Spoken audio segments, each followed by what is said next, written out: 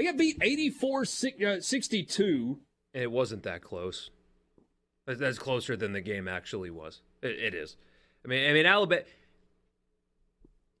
somewhat of a curve. This game in isolation needs to be graded on because Alabama is really good. They're one of, if not the best team in the SEC.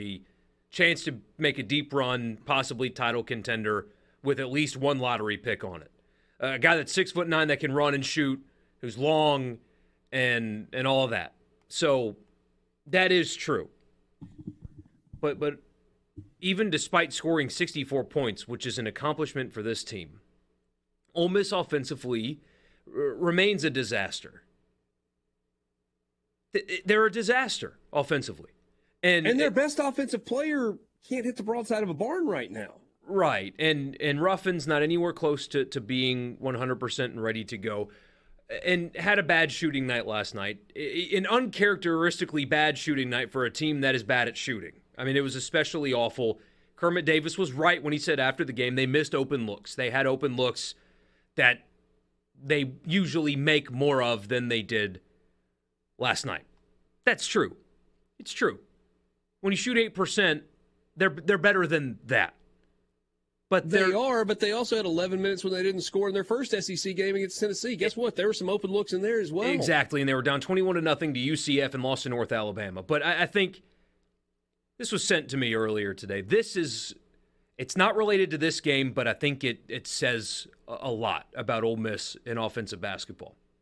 Jarkel Joyner transferred to NC State. He's averaging 16 points per game on 45% shooting.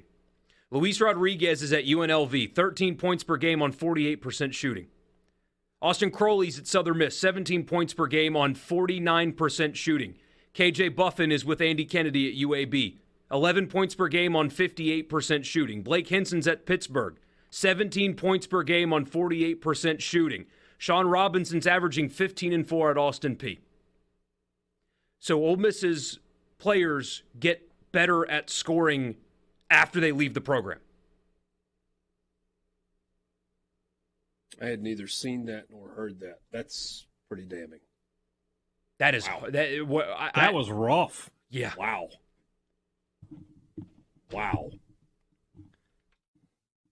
Whew. So you hate to talk like that, right? Fans don't like this kind of conversation, but that says a lot. When people counter,